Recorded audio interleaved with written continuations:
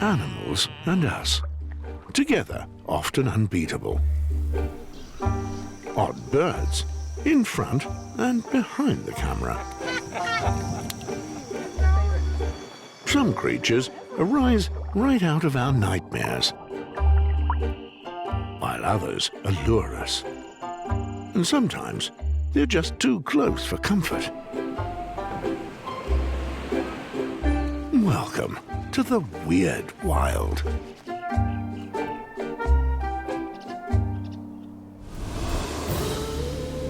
Australia, the continent where nature does things a little differently.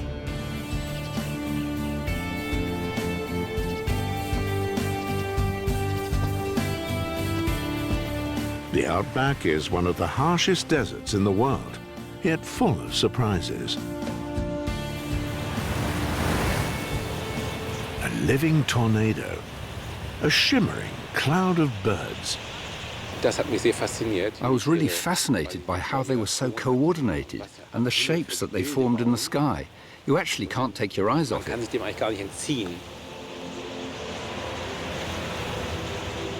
These are no ordinary birds, but thousands and thousands of budgerigars. It's an absolute cauldron here. I've never experienced anything like it before. Unbelievable. They're flying around everywhere. It's just like a Hitchcock film. Amazing. How many are there? 1, 2, 3, 4, 5, 6, 7, 8, 9, 10. I've no idea how many there are. I can't count that high.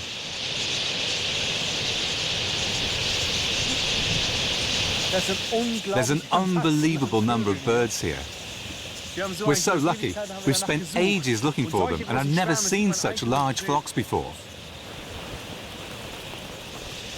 I think only a few people actually know that budgerigars normally fly through the land here in such giant flocks, rather than sitting in a cramped cage.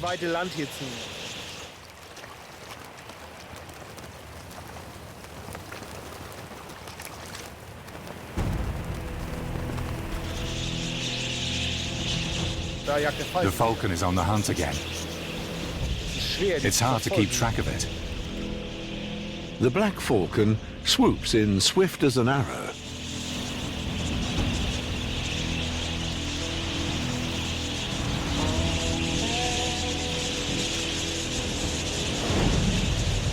The rest of the flock moves on.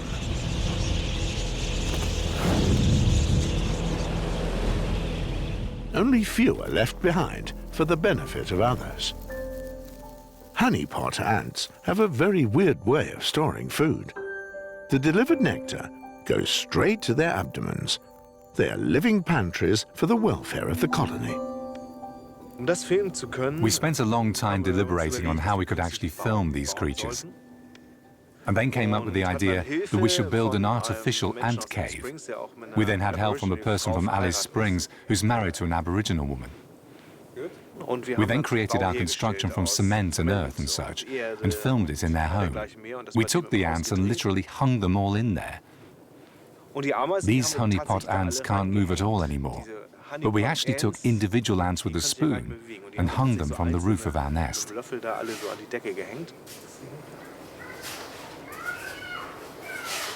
The children from the neighborhood came and asked us, "Have you finished filming yet? We would like to eat our honeypot ants now.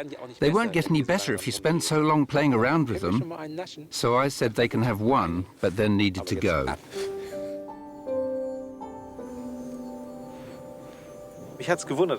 I was actually surprised that it worked so well, that the ants really did act like they do in nature, that the workers looked after the actual honeypot ants, that they cared for them like they were underground.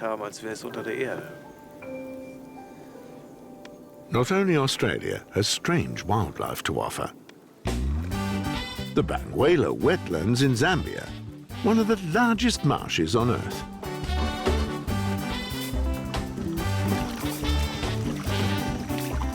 A wildlife haven. Nearly 400 bird species live here. Natural history filmmaker Thomas Behrendt only has eyes for the weirdest of all.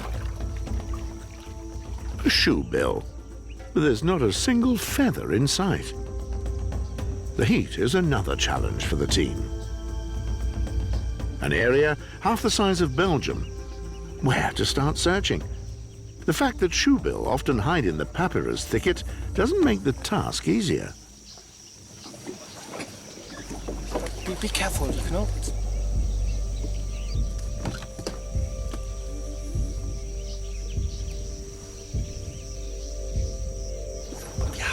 There it is.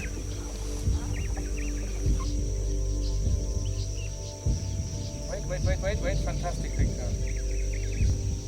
Up close with a rare bird. But it gets even better.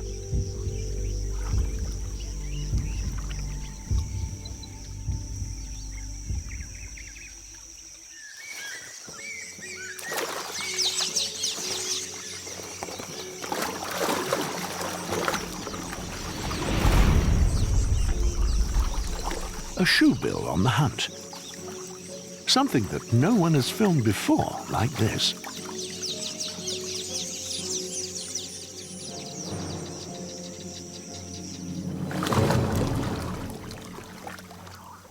The prehistoric-looking birds feed mainly on fish.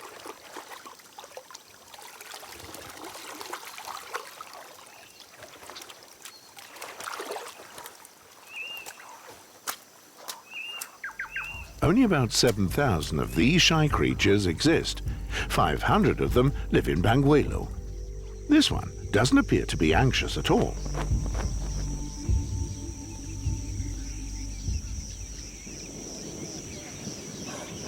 What a shot. No one would believe that.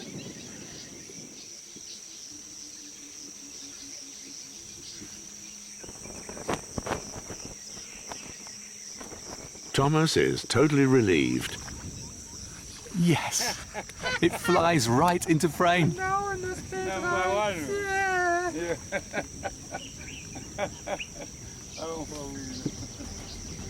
That's fantastic. Not only animals can be weird, but plants too. South Africa's nature is exceptional in almost every way. Especially the desert vegetation is full of surprises.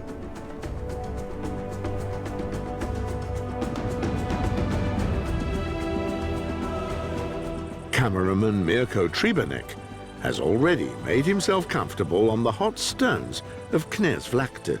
He likes this harsh landscape a lot. Sieht so aus, als wäre hier gar nichts. It looks as if nothing can live out here, but this is not true. Ist nämlich The really exciting things are right under your nose. kaum von den normalen Steinen zu They hardly unterscheiden. look any different from a normal stone, Steine but these are living stones. wirklich ganz identisch aus. Erst auf At the dem zweiten, moment, dritten they appear really wrinkled and dass das, dry, Pflanzen sind, die sind jetzt total but wait vertrocknet until the und next runzlig. rain and see how it Die gehen revives dann, them. wenn hier mal Regen kommt, auf und werden zu neuem Leben erweckt. The timing of the team seems to be perfect. Soon, first clouds appear on the horizon.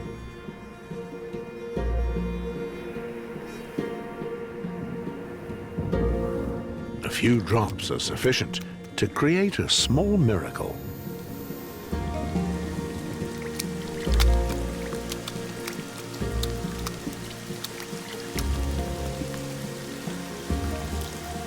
"150 millimeters of rain per year transforms the living stones into flowers."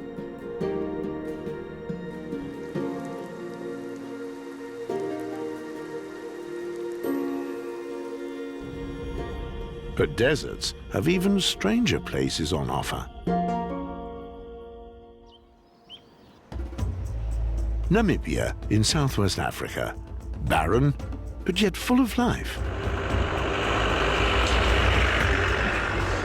An international team of scientists is on its way to a cave that one would not expect in the midst of a desert. A lake. To explore it, the divers need to abseil from a platform 30 meters into the deep. Okay. Stop. No one has tried to dive here until now.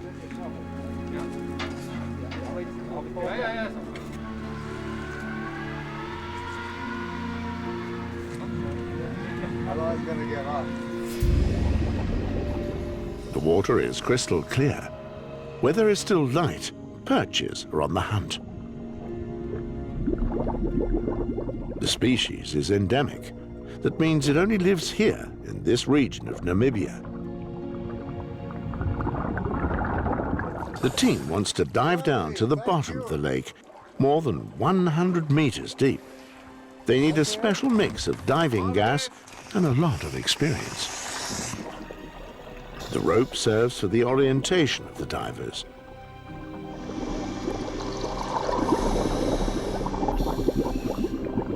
In depths of 30 meters, part of the team stays for safety reasons. For the advance into the abyss continues. Below 50 meters, it is pitch black. And finally, the divers reach the bottom of the lake and collect some rock samples. One glance onto the depth gauge, 103 meters. Suddenly, something on the ground catches the eye of the divers. A bone.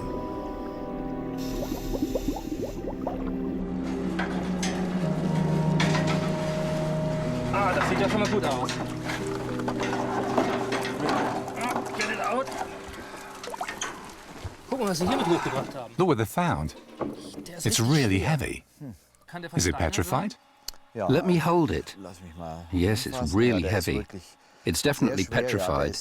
Nothing left of the former bone material. How old is it? I'm not quite sure. It's older than 1 million years, maybe 10 or even 15 million years old. Maybe an animal that's been extinct a long time? Most likely. An exciting find. Later, experts date the age of the bone to 5 million years.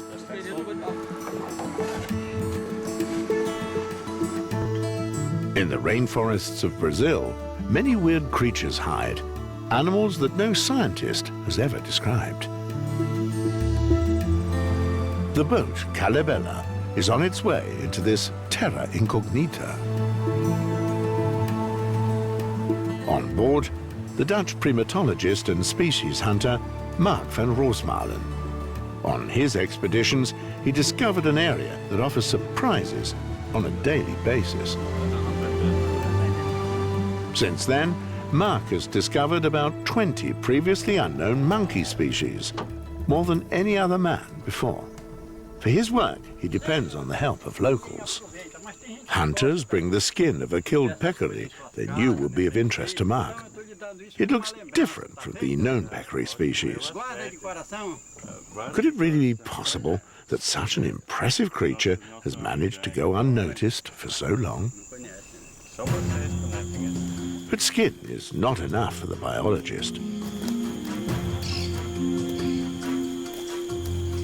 At a nearby wallow, the ground is covered with hoof prints. Among them, fresh prints of peccaries. Could they belong to the mysterious giant peccary? Mark builds a viewing platform. From there, he can easily observe the wallow without disturbing the animals.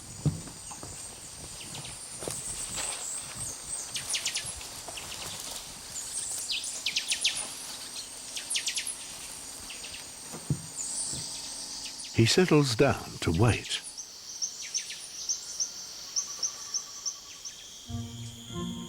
For hours and hours.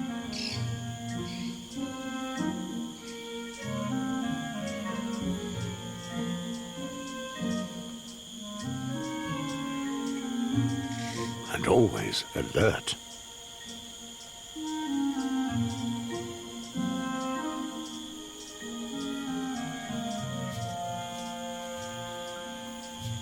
At last, his patience pays off.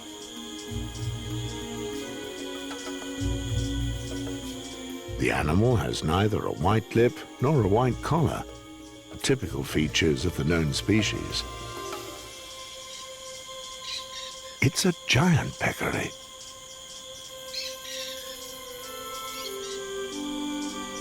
It has never been filmed before and lives in a small family group, confirming observations of local people. Altogether 4, 2 adults and 2 youngsters. Mark, utterly thrilled, takes in every detail. Even today, the discovery of a big land-living mammal is possible. Then, just minutes after they arrived, the giant peccaries begin to move on.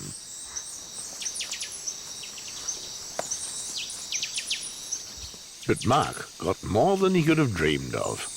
Yeah, I'm so happy now because after sitting here for ages on the platform, I finally got some nice footage of a whole family of the new species of peccary. So now I can publish this new species. So I'm extremely happy, and I leave this platform as soon as possible with my treasure.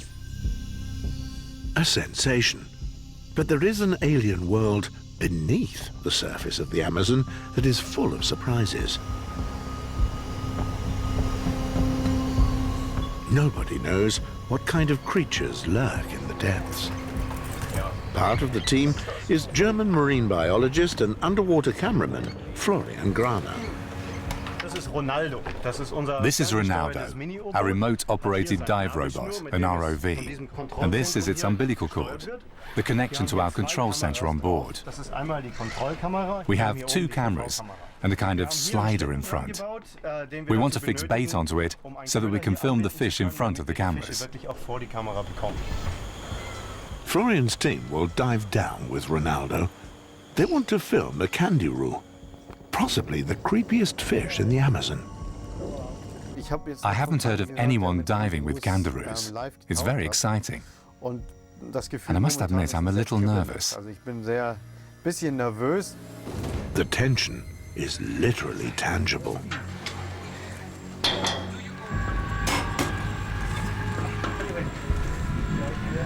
I'm gonna get up.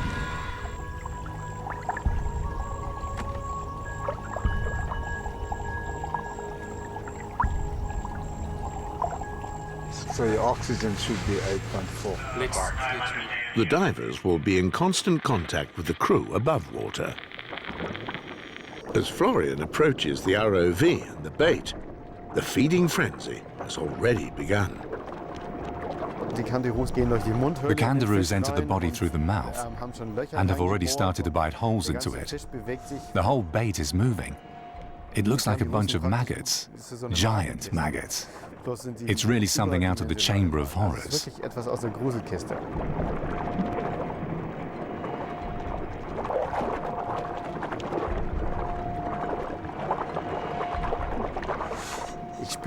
They're trying to attach themselves to me.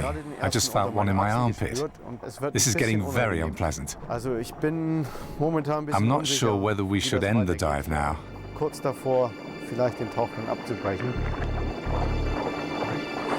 It's pretty gruesome. Half an hour later, and the show is over. Hardly anything is left of the bait. The abyss of the Amazon hides many more secrets like this.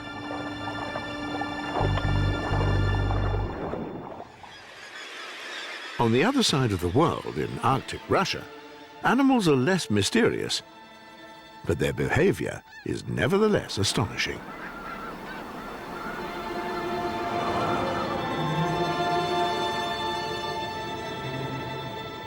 For 4 months, wildlife filmmaker Uwe Anders lived under very basic conditions on Wrangel Island.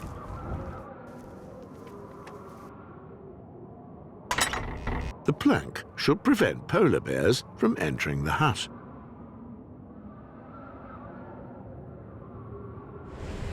At least, the simple construction keeps the chilly wind outside. The animals on Wrangel, though, have to deal with a sudden return of winter at any time. The eider duck has to protect its eggs 24/7 against the polar wind. Within hours, the temperatures can plunge. If snow comes on top of it, all of a sudden the winter is back.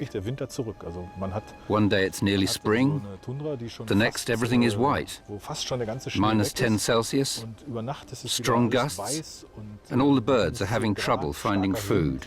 Alles verschneit, die ganzen Vögel haben Schwierigkeiten, Fressen zu finden. That makes breeding difficult. Many snow geese abandon their nests. Not the eider duck. The eider duck just continues breeding despite the snow. From time to time it moves its head so that it's not covered in snow. For me, this duck is a symbol of all Arctic animals. They have to adapt or they die. If the eider duck leaves the nest just once, the eggs are doomed. But this little duck bears up and stoically sits there. The neighbors, however, have failed. The skewer nest was probably raided by an Arctic fox. He didn't find the eider duck. The duck managed to survive. That's good. Ireland's coast. A place of myths. Home to very special marine mammals. Dolphins. Some live a solitary life, but make surprising friends.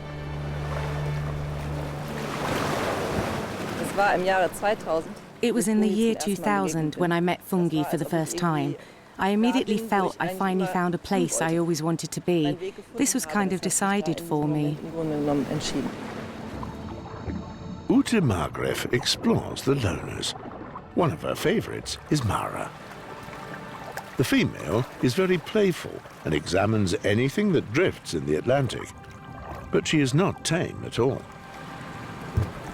This dolphin is a free and wild animal who decides every time anew whether she wants to get in touch to share her world with me.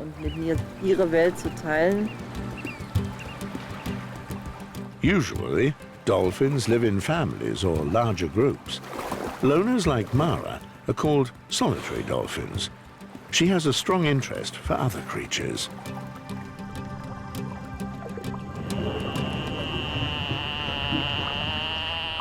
Dolphins are very intelligent. Mara understands the use of her find and takes it to Ute. Hats off. Or better, hat on.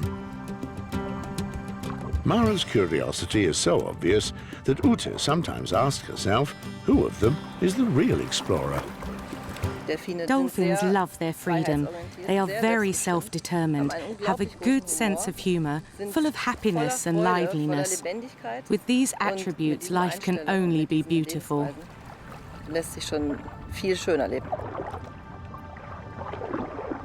For Ute, solitary dolphins are not lonely, as many may think. They're constantly on the search for new contacts and objects.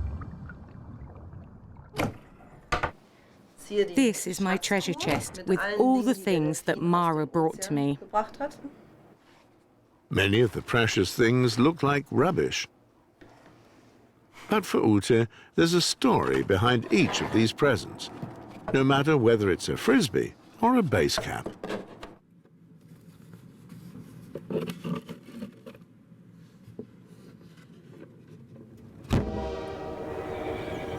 In California, another astonishing man-animal friendship moved the people's hearts. Don't you wish you were down here? It all started in the rescue center of actress Tippi Hedren. The Hollywood diva became world famous as part of Hitchcock's cast. After she started her foundation in the 1980s to finance the Shambhala Preserve, she got to know the Easy Rider, Chris Gallucci. She knew immediately that he was the right one for Timbo, a 46-year-old African elephant bull. For Tippi, one thing's for sure. The two are a perfect match. Don't rip the pocket. People ask us constantly, well, it's a bull elephant. Why, you know, they can be extremely dangerous. I believe that's true, but at the same time, he is allowed to be whoever he is, and there aren't a lot of rules and regulations that he has to deal with, which has been really fabulous. It, of course, has demanded that Chris more or less gives his whole life to this animal.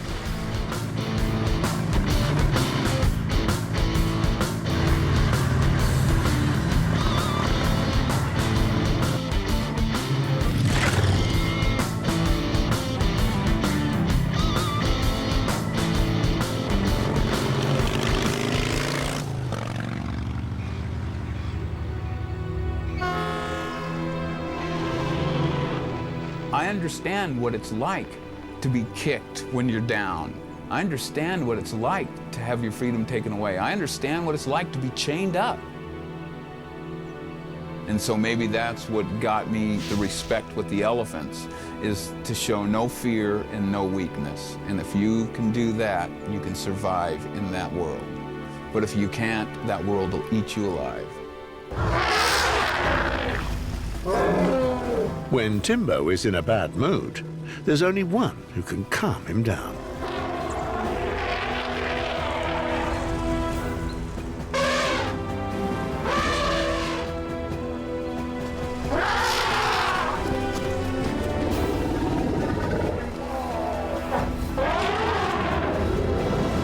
When Timbo starts blowing his horn and he gets angry and starts running, I can't find someone else to jump in front of him and stop him. I will. I've always done it. It doesn't mean anything except I'm just not afraid of him, and he knows it.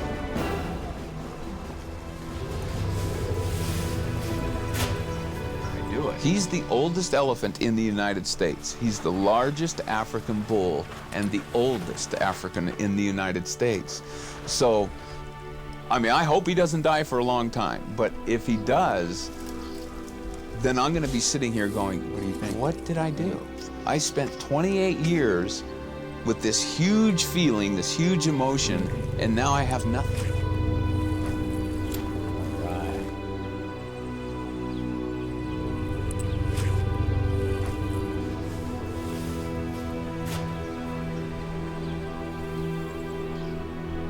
Timbo owes Chris so much, not least his life.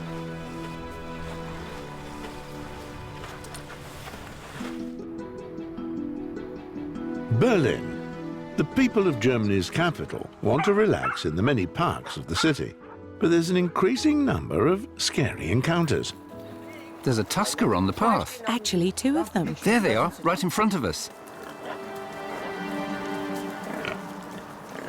More than 8,000 wild boar roam the streets and parks of Berlin. No wonder humans and animals more often run into one another. Serious accidents are almost unavoidable.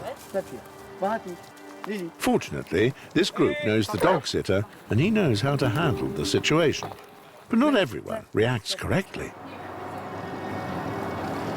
If you throw something, or you kneel down, or the dog runs over to them, they panic and attack. Especially when a young one squeaks. The others join it immediately. During the weekends, there are so many people who are not used to the wild boar. I'm sure soon something will happen. One who is very familiar with the animal inhabitants of Berlin is Dirk Ehlert. He's the official wildlife manager of the Senate. He is on constant patrol to check possible dangers caused by wild animals for the citizens of the capital and their pets.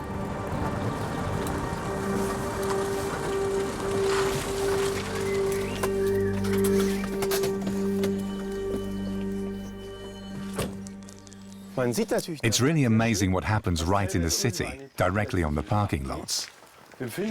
You see how close the boars approach humans. A lot of people would say this isn't true, but in Berlin, it's quite a normal occurrence. Wild boars are no longer shy when they're looking for food. Of course, you have to be cautious if they approach you. She won't get anything from me, but it's quite obvious that this animal has been fed regularly, and she seems to be surprised that she's not getting anything from me.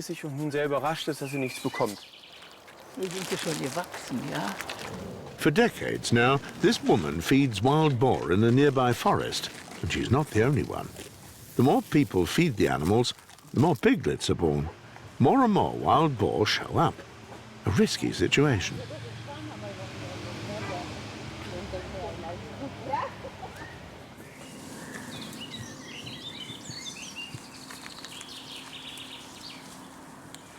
Ja, da sind die Frischlinge alle. All of these are the young. Wache geht ein bisschen The mother zurück, stays back aber a sie little bleibt ganz and is ruhig. very calm. Sie ist nicht mal beunruhigt. She isn't even zeigt worried. also nichts Außergewöhnliches The little ones an. Die observe Frischlinge every move that I passen auch make. schon genau drauf auf, I have to was keep man an eye alles on macht. them. Man sollte die Tiere They're a good etwas example of how im Auge close the behalten. relationship Aber between sie sehen humans auch, and wie boar can be verhältnismäßig in the das city. Verhältnis zwischen Mensch und Wildschwein in der Stadt ist. 8 piglets are living next to the bus stop. They have a good start in life, thanks to visitors and passengers. Daran kann man sofort messen. Man kann It's sofort easy to messen, see from their wie die behavior Tiere that these reagieren, ob animals sie have been angefüttert fed. werden. Denn die Wache The ist sehr female is very interessiert scheinbar curious. an alle möglichen Every Dingen, die rustling man da sound is of achtet. interest. Ich finde es unglaublich, It's dass man nur unbelievable eigentlich that you only have to haben muss. pretend to hold Sonst kommt something das in Tier your an. hand, Es kriegt and the aber animal nichts. approaches Das ist you. eine fatale Situation. Sowas kann But I man won't give eigentlich anything nicht to you. This is really a fatal situation. The female is a little excited, and me too. This is something we cannot tolerate. Wild animals in the city? Yes, but a tame boar is an absolute no-go. Ein Wildtier, was völlig zahm ist, dürfte es eigentlich nicht geben.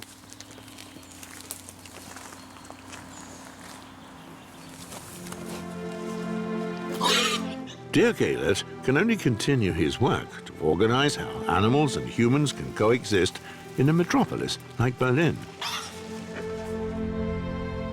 The Netherlands. In the province of Zeeland, each year a fascinating spectacle takes place. Underwater filmmakers Florian Graner and Natalie Tesche have a meeting with 2 passionate divers. Joop and Felicia Stalenburg help cuttlefish to spawn. Why are you so interested in sepias? You are not biologists, right? It's quite simple. We love to dive. You may compare it with bird watchers. They build nesting boxes for the birds to lay their eggs. We are doing exactly the same, only for sepias. Initially, we only wanted to observe them, but over the years we realized how difficult it is to find the right places to spawn, and that they often end in fish traps. So if we don't help, next year they're gone. Yes, there are no more left. No more left, and they are so beautiful. It would be a pity. Do you still have some teepees for us? Yes, we have a few. It is a lot of work. If you want to help us. Yeah, please show us. Each of us take one side. The entrance of the teepee needs to face the current. The water needs to pass through the teepee to avoid that all the mud and plants stick to it. Okay, that's clear. So I take this side and you take that side, and then we put it down into the ground.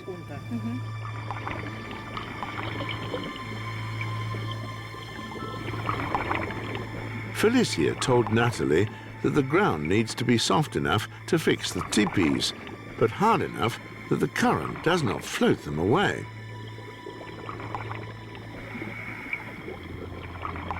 Some algae makes the hideaway even more attractive.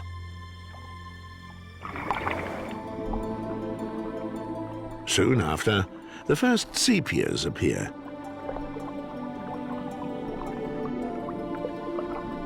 The sepia arrives each spring at the dam to pass through a water gate to reach the water behind it. Thanks to the help of Felicia and Joop, the strange creatures are able to lay their eggs now and in the years to come.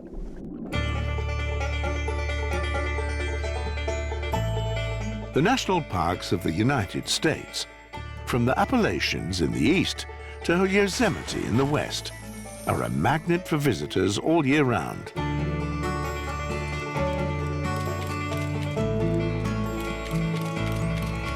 Most of the time, the big animals are in focus, like black bears. But in the Smoky Mountains, small critters attract thousands of people. All they need to do is wait until it's dark.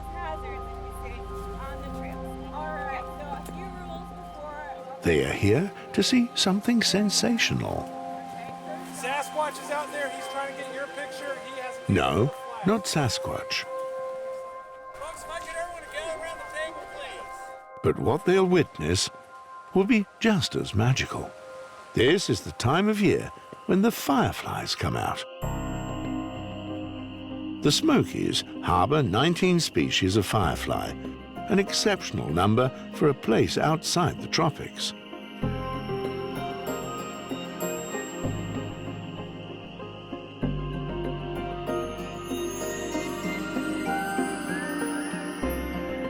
Males use their built-in lanterns to lure mates. And then it's showtime.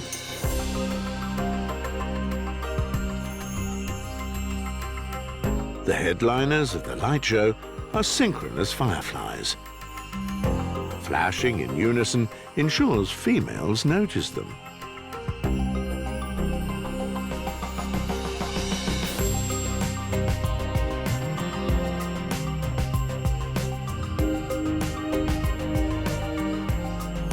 Mating season lasts just 2 weeks.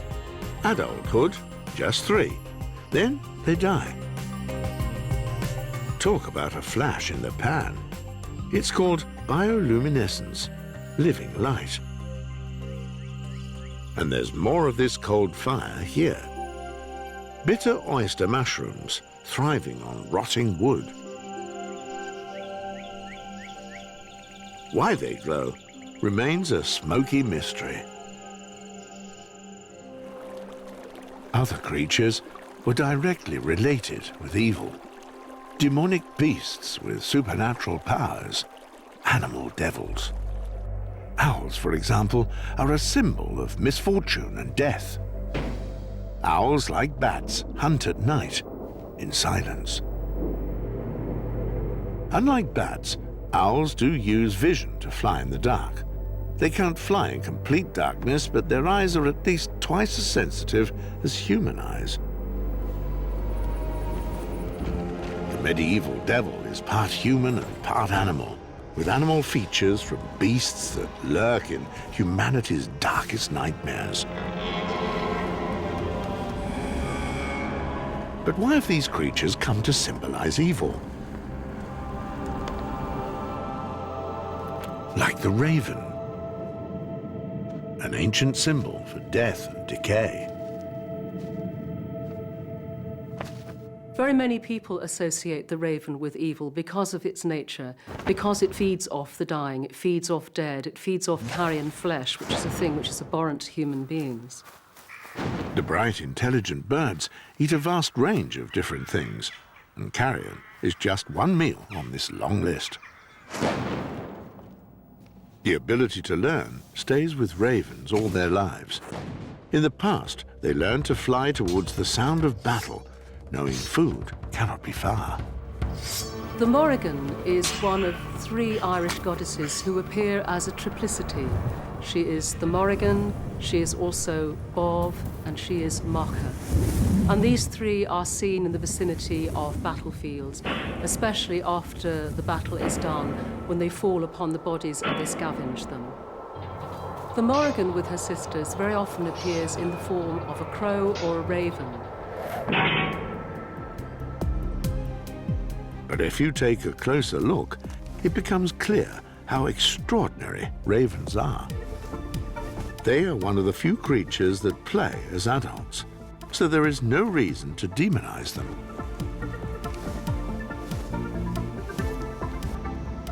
In ancient Egypt, people even thought animals could channel the powers of the gods. In deep underground chambers, close to the oasis of Dakhla, men and women rest in peace, close to each other. Sometimes they were buried next to their pets. In some tombs, the beloved dogs of the pharaohs lay next to them.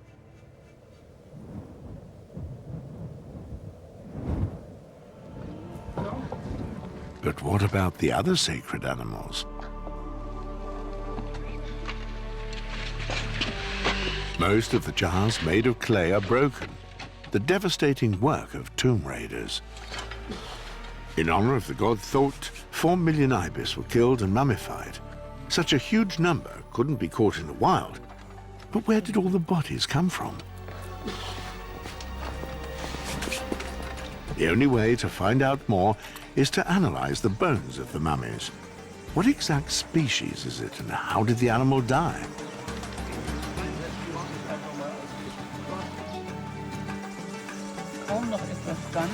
Egyptologist Kasia Spakowska knows more about the mummies. In some cultures, you may light a candle, let's say, as a sign of devotion to a deity. In Egypt, at one point, seemed to use animals in that respect, animals that were associated, again, with particular deities. And these would be raised, if they could be, such as ibises, in vast numbers by the priests, and then they would be killed and mummified and be given to the pilgrim to then bring to the temple, we think, to be used in this way and left as a devotion to the god. Mostly falcons are found in the jars at Saqqara. They were sacrificed in honor of the god Horus. Conservative estimates suggested 500,000 mummies. Horus was a powerful god. No wonder people wanted to keep him happy. Even today, our life is closely connected with the life of many animals. We think cities belong to us, but the concrete jungle is teeming with wildlife. A lot of animals have adapted, but the real estate market is tough on them too. The port of Hamburg covers huge areas. In some places, only few people work. A perfect habitat for animals.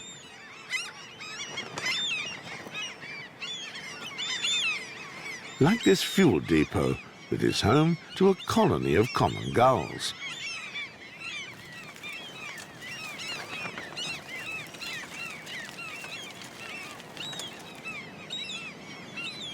The birds traditionally rest on bare, exposed islands along the coast, but large patches of concrete or wasteland are no different. They are fenced and provide big flat areas where colonies can form. Of course, they're not always peaceful or stress-free.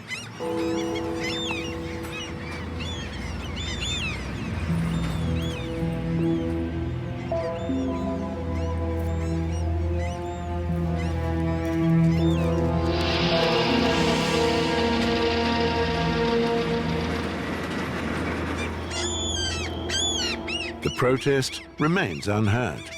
The nest is overrun. But gulls wouldn't be the most successful city dwellers if they couldn't come to terms with a situation like this.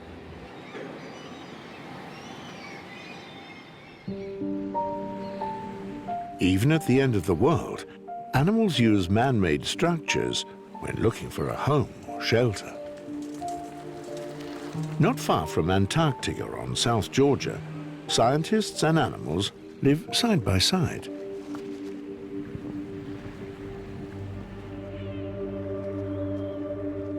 But it all began in the 19th century with seal hunting and came to a climax with industrial whaling. The island whaling stations were in operation for about 60 years.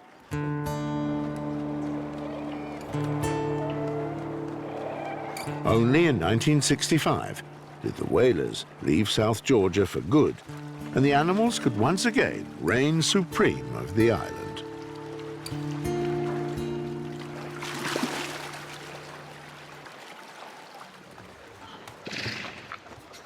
More than 3 million fur seals live on the island today, the world's largest community of marine mammals.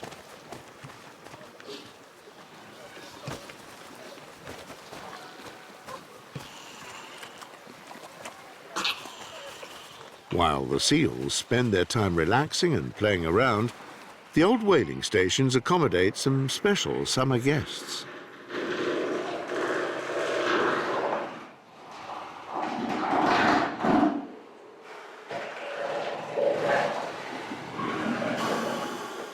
male elephant seals seek shelter from the wind and weather in exactly the same halls their ancestors were slaughtered in.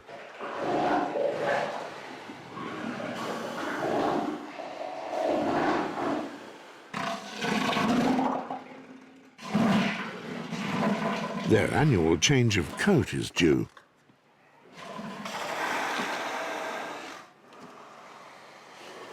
The term catastrophic molt describes the seal's mood perfectly.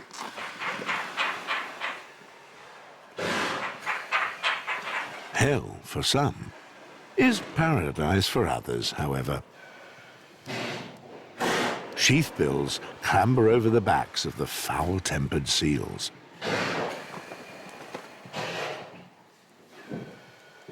And the birds don't seem at all worried about the size of their grumpy hosts. They shamelessly target the open wounds of their victims before pouncing.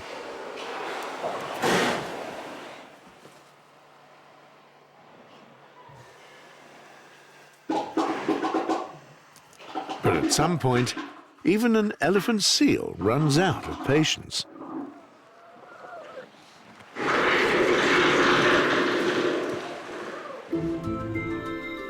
On the other side of the globe lies a lost world, New Guinea. An international team of filmmakers and scientists is looking for animals that only live here and nowhere else. This is my favourite. Which one is it? I don't know. What? Have you seen the bristles? Can you see the bristles in the middle of his nose? Yeah, I've never seen that. No, me neither. So I'm looking forward to identifying this one. Oh, wow. This is maybe a new species. I've never seen one like this. Before Batwoman Alana Maltby can examine the bat, it needs to be dried. The bats will be dried in this box.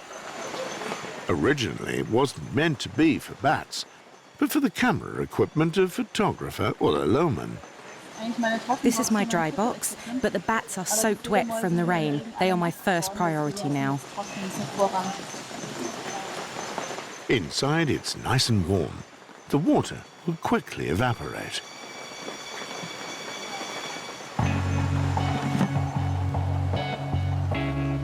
Alana takes care of her new arrival. Only photos show just how weird the bat faces look. Altogether, the team finds 23 different species. One of them is new to science. The region has more strange creatures on offer. On the island of New Britain lies Mount Torvorvor. Here the team is looking for a very special bird. They are megapodes, and bizarrely, they depend on this active volcano. They use it as an incubator. Talpa just caught a megapode, and now I know why they are named like this. Their feet are really big and strong. They can dig holes up to 2 meters deep into the ground, in which they lay their eggs. The bird hasn't laid its egg yet. I can feel it here. It's really amazing. Such a big egg. I'd rather let the bird free so that it can get rid of the egg. As soon as the megapode has buried the egg in the warm ashes, it no longer bothers to take care of its offspring. Each day, men paddle over to the Mountain of Fire, risking their lives, not only because of the ongoing eruptions. Toxic gases sometimes accumulate in lower areas. To reach the egg, the men need to dig about 2 meters deep. In some cases, the collectors suffocate it in their self-made holes. Oh, thank you. This is the egg of a megapode. For the people around here, it is very precious, as there aren't many ways to earn money here. The egg costs about 2 kina. That's about 70 cents. Quite a lot of money around here, but it's dangerously earned money. Back on Papua New Guinea, in the village of Fogomayu, villagers give a little bag to Ulla. Oh, snake? Yes. Because I'm looking. Yes. There might be a snake inside, but I don't know whether it's venomous or not. What's this?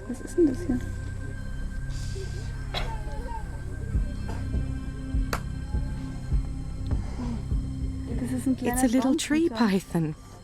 As a juvenile, the snake is yellow. Thank you. Only later will it become bright green. The little children are taught to fear snakes, as there are a lot of venomous species around, but you don't have to be afraid of this one. Du musst keine Angst vor der Schlange haben. This snake can be easy. Nice. Yeah. Look there. Nice. Thrilled, everyone observes how Ulla handles the tiny tree python. At least for some photos, the little girl forgets her fear. No matter how weird some animals may look, they're all important for the ecological balance, and our world would be so much poorer without them.